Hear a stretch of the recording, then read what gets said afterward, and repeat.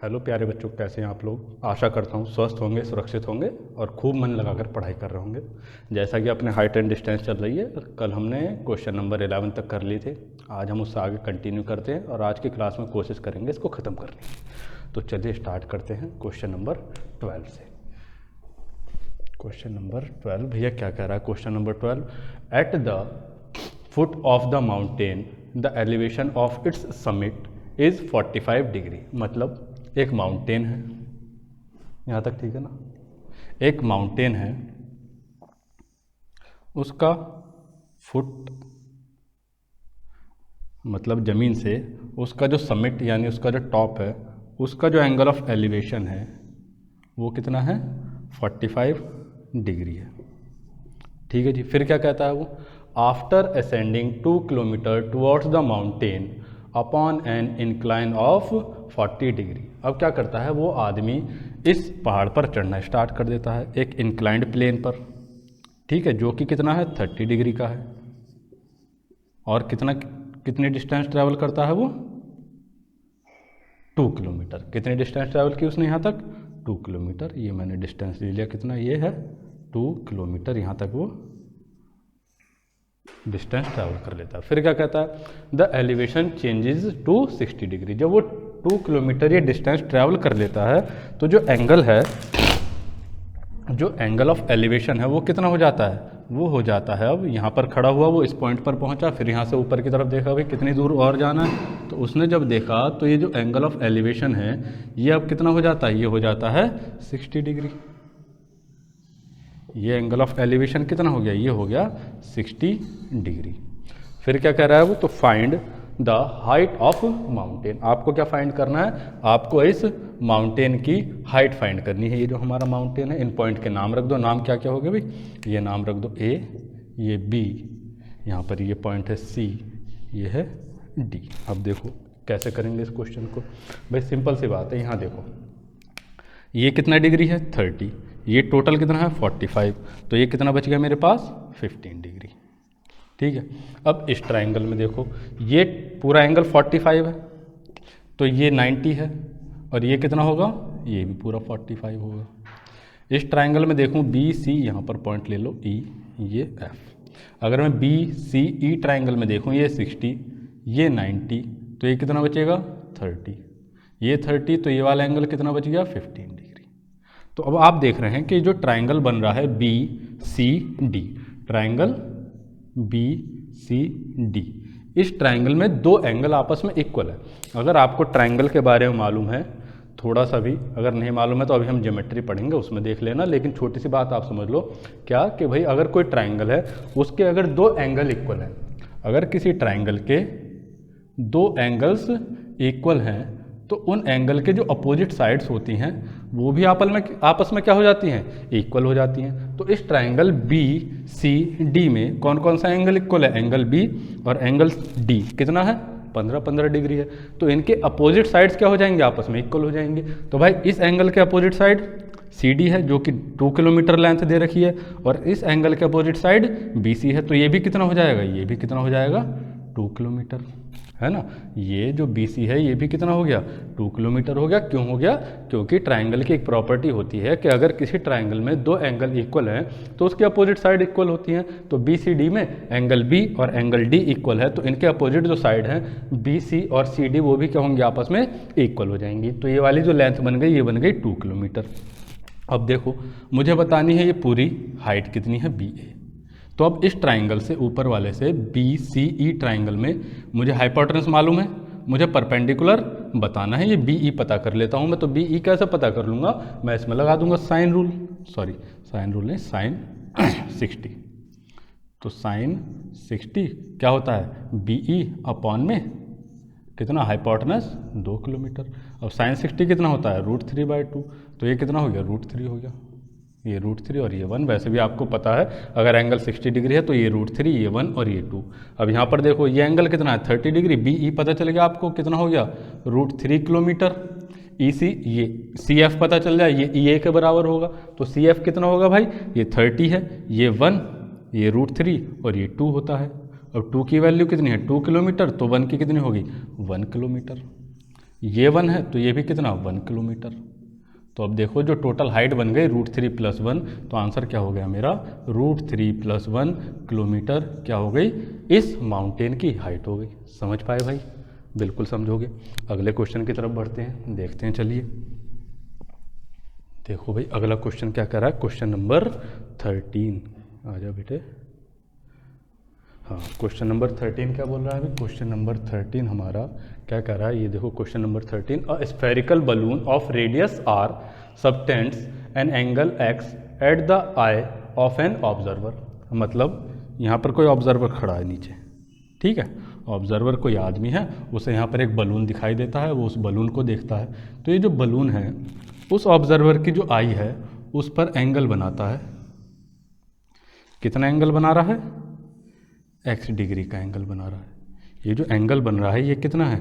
x degree का है। ये बलून है, बलून का ये सेंटर ले लो, ठीक है। सपोज क्या है, सेंटर C है। फिर क्या कहता है, if the angle of elevation of its centre is y। इस सेंटर का जो एंगल ऑफ एलिवेशन है, इसको इससे मिला देता हूँ मैं सेंटर को। तो यहाँ से देखो वो क्या कह रहा है, इस सेंटर का जो एंगल ऑफ एलिवेशन है वो कितना है, वो y डिग्री है। मतलब ये जो एंगल है ये कितना है, y है। ये एंगल कितना है, y है। ये इसकी वर्टिकल हाइट ले लो सेंटर की। फिर क्या कहता है, find the height of centre of the balloon. तो इस सेंटर की मुझे हाइट बतानी है, इनका नाम रख दो। ये A हो गया, ये पॉइंट B है, ये पॉइंट C है। यहाँ से सेंटर से मैंने परपेंडिकुलर ड्रॉ किया इस पर।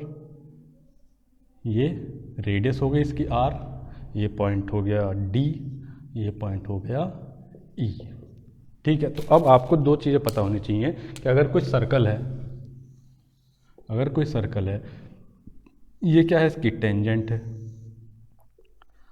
ये क्या है, इसका सेंटर है। जब मैं इसको इस पॉइंट को इस सेंटर से मिलाऊंगा तो ये क्या होता है, एंगल को बाइसेक्ट कर देता है। मतलब ये जो लाइन BC है इस एंगल x के दो इक्वल पार्ट करेगी, यानी ये वाला एंगल x/2 बनेगा और ये वाला एंगल भी x/2 बनेगा। और क्या पता होना चाहिए, अगर मैं इसके सेंटर से इस टेंजेंट को मिलाता हूँ तो ये जो रेडियस है ये इस पर क्या होती है, परपेंडिकुलर होती है। यहाँ पर ये कितना डिग्री का एंगल बनेगा, ये 90 डिग्री एंगल बनेगा। अब हमसे उसने पूछा है कि ये जो हाइट है, इसके जो सेंटर की हाइट है AC, ये हमें बतानी है, ठीक है। अब इसको बताने के लिए ना तो मुझे AB मालूम है, ना ही मुझे BC मालूम है। तो मैं क्या करूं, सबसे पहले AB या BC की वैल्यू पता कर लूं। AB तो पता नहीं कर सकता मैं, लेकिन मैं क्या कर सकता हूं, इस BC को पता कर सकता हूं। BC को कैसे पता करूंगा मैं ट्राइंगल ले लेता हूं BDC। कौन सा ट्राइंगल ले लिया मैंने, ट्राइंगल BDC। अब देखो मुझे क्या पता करना है इसमें, BC पता करना है। मुझे किसका पता करना है, BC को पता करना है। मुझे क्या मालूम है, ये परपेंडिकुलर मालूम है। इस बलून की जो रेडियस है वो कितनी दे रखी है, R मुझे दे रखी है। मुझे परपेंडिकुलर मालूम है, हाइपोटेनस पता करना है। तो मैं क्या लगा दूंगा इसमें, कॉसेक। कॉसेक से हम हाइपोटेनस निकाल सकते हैं। कॉसेक रेशियो क्या होता है, कॉसेक होता है हाइपोटेनस अपॉन परपेंडिकुलर। तो हाइपोटेनस क्या हो जाएगा, परपेंडिकुलर इंटू कॉसेक, तो R इंटू कॉसेक x/2। ये क्या हो गई, BC की लेंथ होगी। समझ गए? अगर मुझे हाइपोटेनस का पता करना है, परपेंडिकुलर दे रखा है, तो मैं क्या लगाऊंगा, कॉसेक रेशियो लगाऊंगा। जब आप कॉसेक रेशियो लगाओगे तो आप क्या लिखोगे, यहाँ पर आप लिखोगे ऐसे, cosec x/2 equals to hypotenuse क्या, BC, और अपॉन में CD। और CD ही कितना दे रखा है, R। जब ये इधर मल्टीप्लाई करोगे तो ये क्या बन जाएगा, BC equals to R cosec x/2। इसी चीज़ को मैंने डायरेक्ट लिख दिया। फिर उसके बाद जब मुझे ये पता चल गया ये है R कॉसेक x/2, अब मुझे बताना है भाई AC क्या है, परपेंडिकुलर। अगर मुझे परपेंडिकुलर लगाना है तो आप tan रेशियो ले लोगे।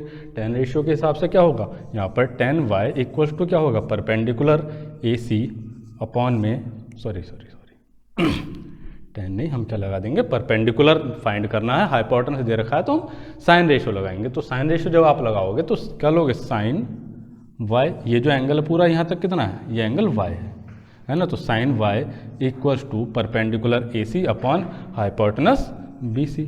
और BC की वैल्यू कितनी है, R कॉसेक x/2। तो ये AC इक्वल्स टू कितना हो जाएगा, BC into sine y। BC की वैल्यू पुट करोगे तो R cosec x/2 into sine y। ठीक है, अब इतना लिखने की जरूरत नहीं है। अगर आपने अच्छे तरीके से प्रैक्टिस करी है तो आप डायरेक्ट बता सकते हो कि ट्राइंगल BDC में आपको परपेंडिकुलर मालूम है, हाइपोटेनस निकालना है, तो ये हो जाएगा r cosec x/2। अब आपको हाइपोटेनस मालूम है, परपेंडिकुलर निकालना है, तो आप साइन रेशियो से निकाल दोगे, तो ये हो जाएगा r cosec x/2 into sine y। ठीक है बेटा, समझ में आ रही है बात या नहीं? समझ में आ रही है तो अच्छी बात है, नहीं आ रही है तो दोबारा देखो, समझो चीज़ को कि क्या है क्वेश्चन। अगला क्वेश्चन देखो भाई, अगला क्वेश्चन देखो, क्वेश्चन नंबर अपना 14 हो गया आज का, है ना। क्वेश्चन नंबर 14 क्या कह रहा है? Question number 14, the angle of elevation of the top of a TV tower from 3 points ABC in a straight line through the foot of the tower are alpha, 2 alpha and 3 alpha. मतलब कहने का क्या है कि भाई ये ज़मीन है, ज़मीन पर एक टावर खड़ा है, टीवी टावर, इसका नाम रख दो, सॉरी इसको ए नहीं लेंगे क्योंकि उसने क्या कह रहा है, एक टीवी टावर है ज़मीन पर, यहाँ पर ग्राउंड पर 3 पॉइंट ले लो ABC, और उन पॉइंट से जो एंगल ऑफ एलिवेशन है वो कितने कितने हैं? अल्फा, 2 अल्फा और 3 अल्फा हैं। ठीक है, ये पॉइंट है A, ये है B, ये है C, और वो क्या कह रहा है कि ये एंगल अल्फा है, ये इसका डबल है, ये इसका ट्रिपल है। ठीक है, फिर क्या कहता है वो, फिर क्या कह रहा है वो क्वेश्चन में? वो कह रहा है if AB equals to A the height of the tower is, if AB equals to A, ये यहाँ से यहाँ तक कितना दे रखा है मुझे?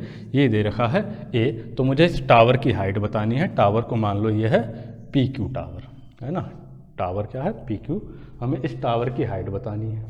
अब देखो भाई कैसे करेंगे इसको। अब आपको ट्राइंगल के बारे में पता होना चाहिए भाई कि ट्राइंगल क्या है। ये ट्राइंगल है तो एक्सटीरियर एंगल थ्योरम के हिसाब से, सॉरी एक्सटीरियर एंगल क्या कहता है, जो ये एक्सटीरियर एंगल थ्योरम है, ये जो एक्सटीरियर एंगल होगा वो बाकी दोनों इंटीरियर एंगल के सम के बराबर होता है ना। अभी हम ज्योमेट्री पढ़ेंगे तो आराम से ट्राइंगल को पढ़ेंगे। अभी थोड़ी सी बात ये समझ लो बस कि अगर कोई ट्राइंगल है तो उसमें एक्सटीरियर एंगल थ्योरम क्या कहती है कि जो एक्सटीरियर एंगल बन रहा है ये बाकी दोनों अपोजिट एंगल के सम के इक्वल होगा। ये चीज़ हम अप्लाई करनी है इसमें। यहाँ पर देखो, अब अगर मैं इस ट्राइंगल ABQ की बात करूँ, कौन से ट्राइंगल की? ट्राइंगल ABQ की अगर मैं बात करता हूँ तो ये एंगल A इसका इंटीरियर एंगल, ये वाला इसका इंटीरियर एंगल, और ये क्या हो गया? 2 अल्फा एक्सटीरियर एंगल हो गया, है ना। अब ये जो है 2 अल्फा इस एंगल के और इस एंगल के सम के इक्वल होगा।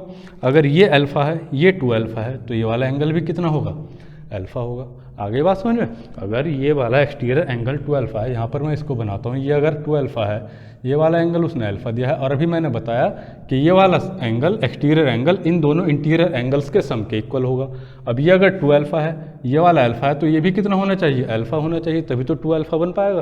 तो ये कितना हो गया? एंगल 2 अल्फा हो गया। और अभी मैंने बताया कि अगर किसी ट्राइंगल में 2 एंगल इक्वल हैं तो उनके अपोजिट साइड्स क्या होती हैं? आपस में इक्वल होती हैं। तो इस ट्राइंगल में इस एंगल के अपोजिट साइड क्या है? A, इस एंगल के अपोजिट साइड भी क्या होगी?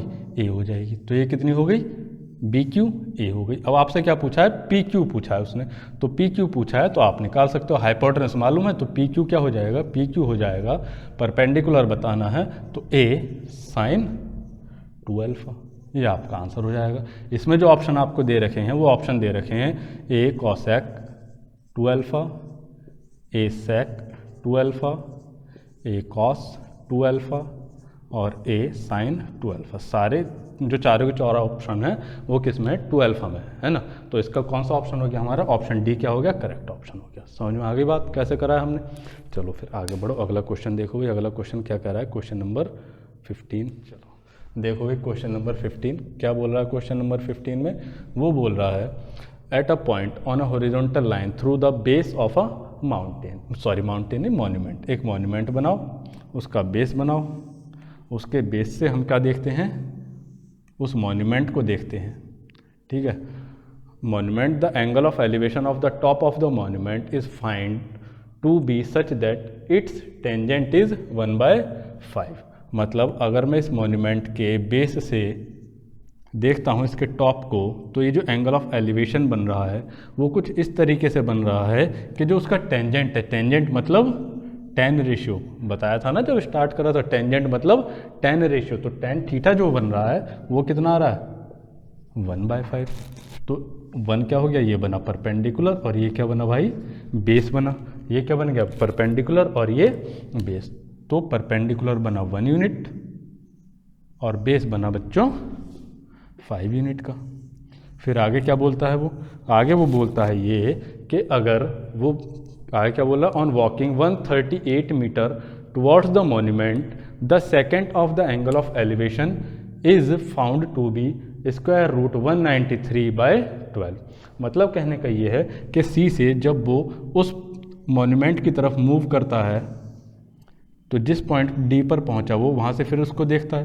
तो यहाँ पर जो ये एंगल ऑफ एलिवेशन बन रहा है वो कुछ इस तरीके से बन रहा है कि इसका जो सेकेंड है वो कितना होता है, स्क्वायर रूट 193/12 बनता है।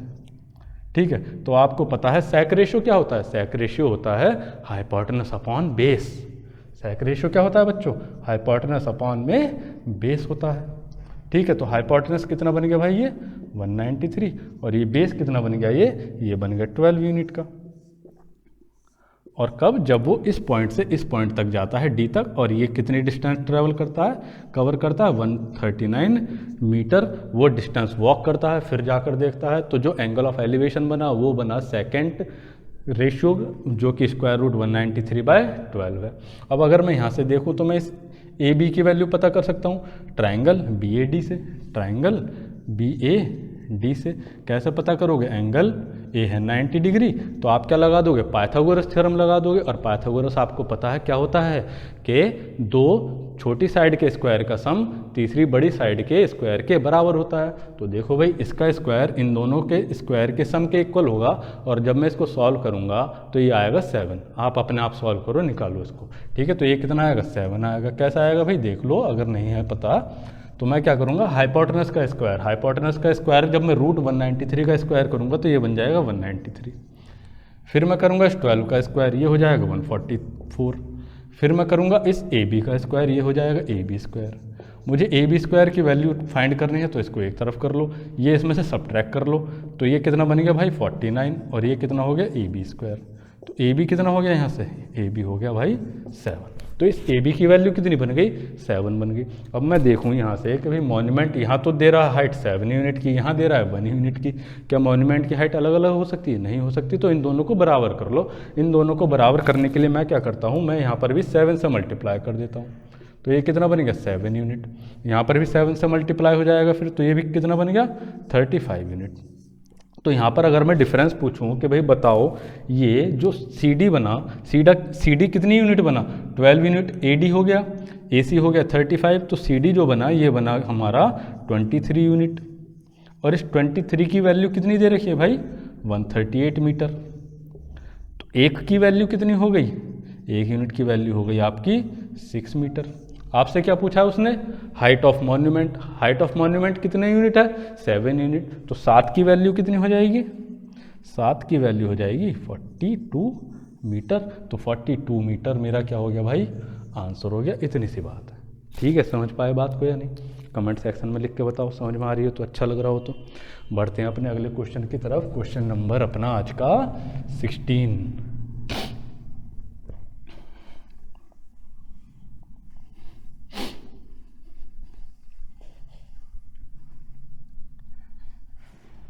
अब सही चल रहा अभी बोर्ड।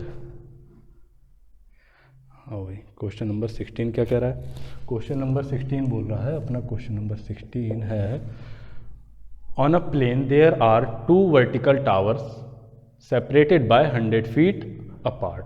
ठीक है, यहाँ पर ये प्लेन है, इस प्लेन पर 2 टावर हैं, एक ये टावर और एक ये टावर, और इन दोनों के बीच की जो डिस्टेंस दे रखी है वो कितनी दे रखी है 100 फीट दे रखी है। चलो फिर अगली लाइन पढ़ो। The shorter tower is 40 feet tall. जो छोटा टावर है, 2 टावर है और एक छोटा टावर, एक बड़ा टावर।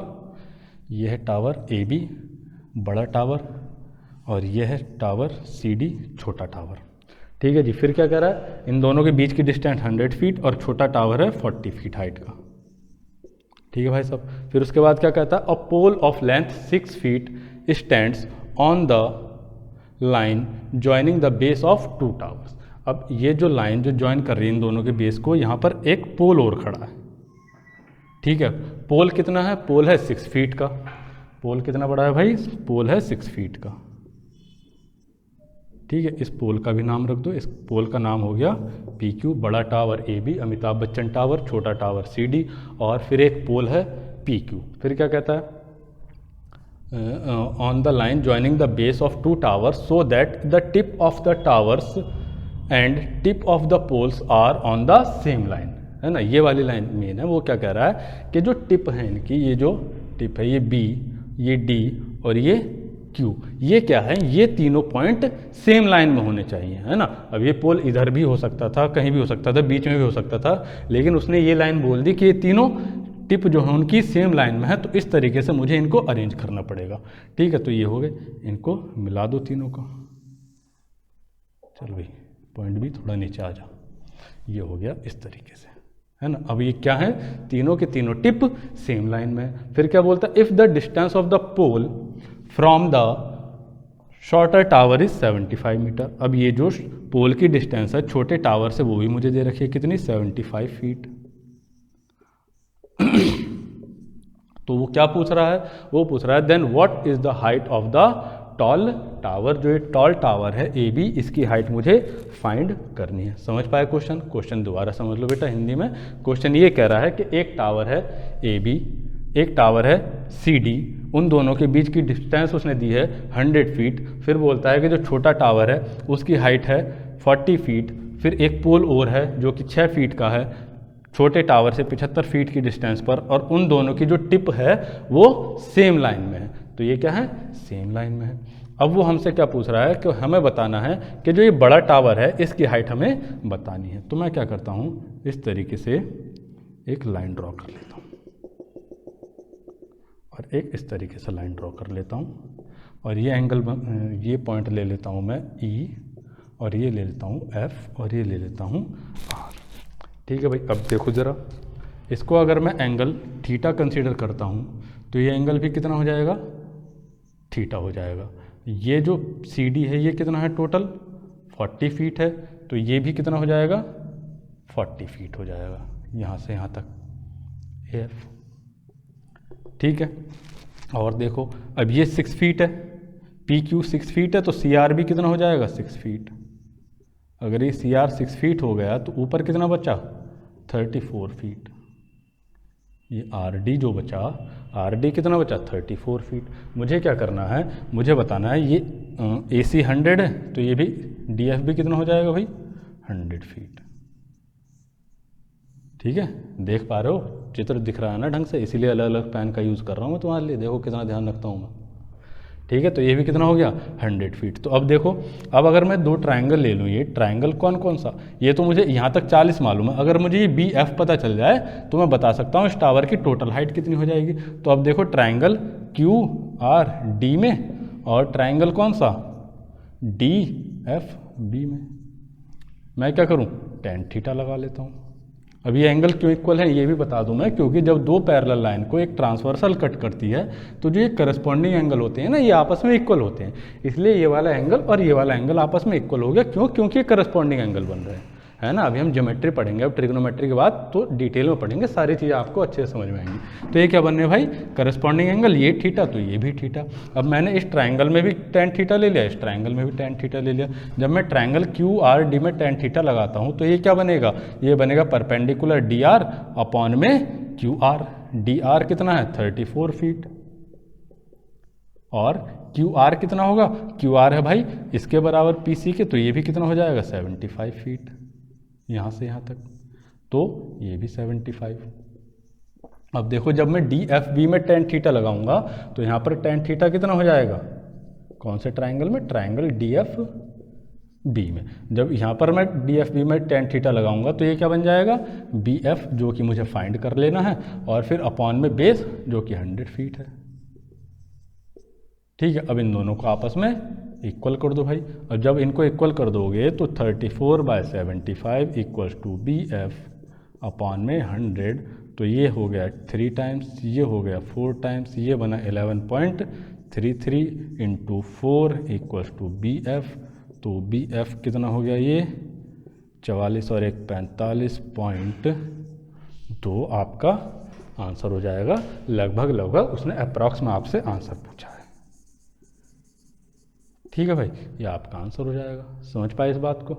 बिल्कुल समझ पाए होगे, छोटी सी बात है।